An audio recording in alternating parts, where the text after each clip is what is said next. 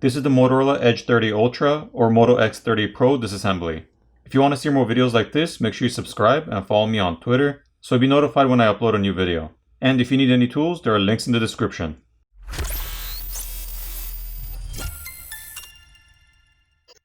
I'm doing the teardown of this video in portrait orientation versus landscape. Let me know in the comments below if you guys prefer it this way, or if you guys would rather me continue doing it in landscape orientation. So to start off, the SIM tray needs to be removed. Here's a better look at the SIM tray. Next, we'll need to apply heat to the back plate using a hairdryer or a heat gun to loosen up the adhesive underneath, and then we'll use a plastic pry tool to pry the back plate off.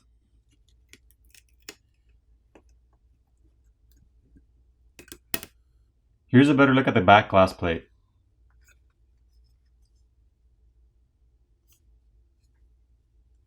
There's some adhesive holding down the camera bezel, so we'll need to apply some heat to loosen that up and pry it off.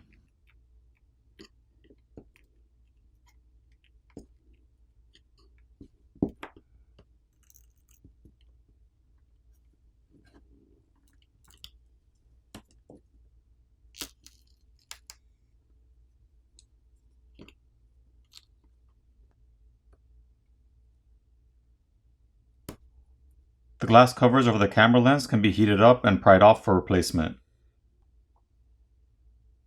17 Phillips screws need to be removed. Now we can remove the top plastic cover.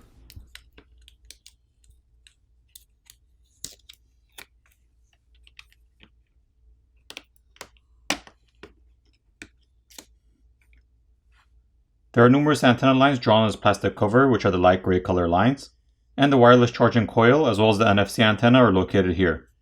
There's some graphite film over it to help transfer heat. The dual LED flash is located on the top on this flex cable. Here's a look at the other side. There's some more graphite film underneath which will need to be removed.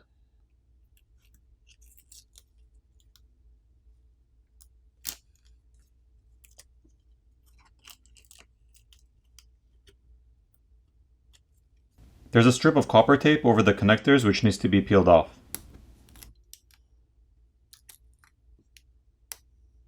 At this point, the two battery cables need to be disconnected from the main board. Now we can proceed to disconnect the rest of the cables.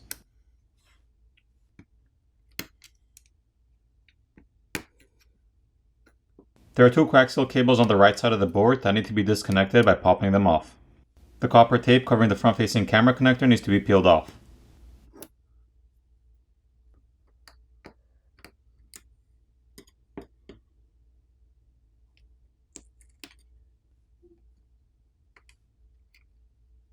Here's a look at the 60 megapixel front-facing camera.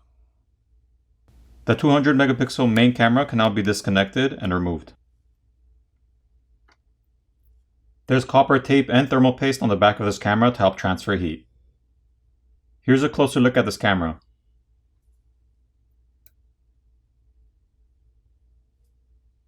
This camera also has OIS or optical image stabilization.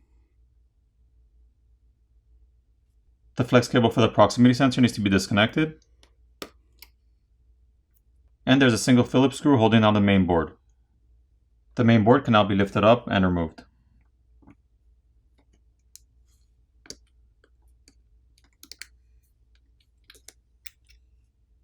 There's a 50 megapixel ultra-wide and a 12 megapixel telephoto lens.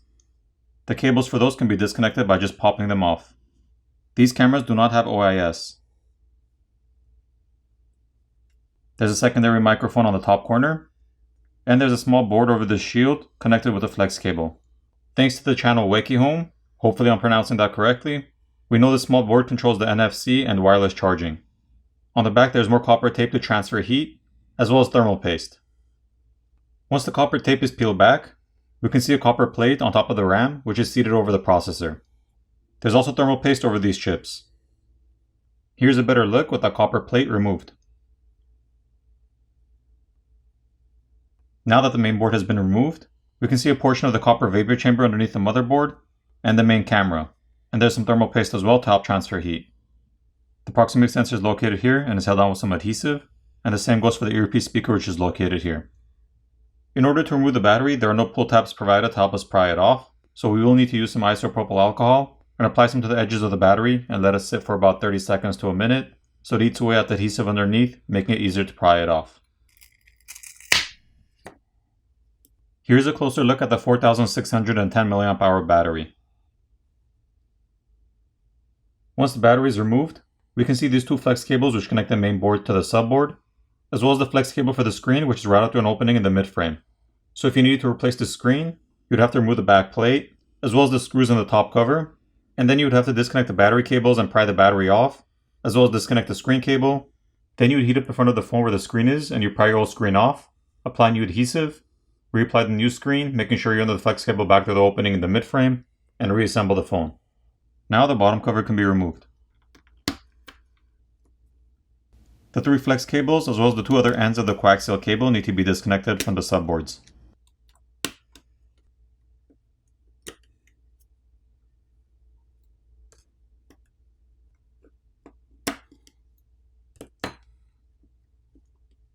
A single screw is holding down the subboard, which has a SIM reader on it. Here's a better look at that.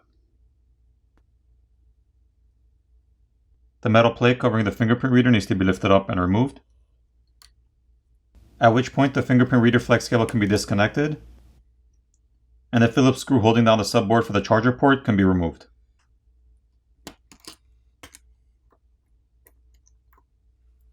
There's a rubber gasket around the charger port, and the primary microphone is located next to it. Here's a look at the other side.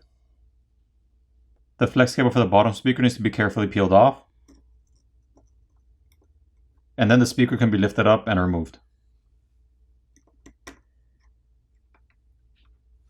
This speaker has the little white foam balls which make the speaker sound larger than it actually is, and there's a small layer of graphite foam to help transfer heat.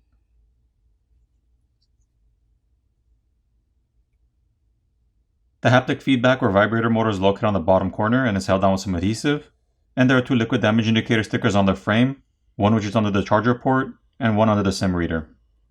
Once these flex cables are peeled back, we have a better look at the copper vapor chamber which runs underneath the battery, as well as the motherboard and the camera.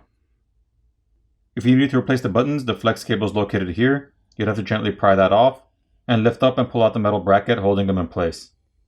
For the repairability score, I give this one a 6.5 out of 10. Now it's time to put the phone back together.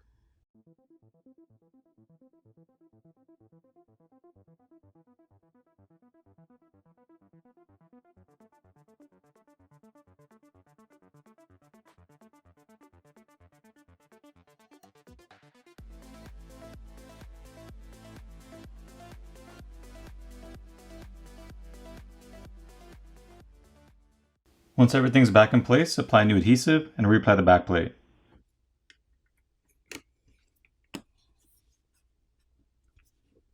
Flip over the phone, power it on, and you're done. I hope you enjoyed this video, and I'll see you in the next one.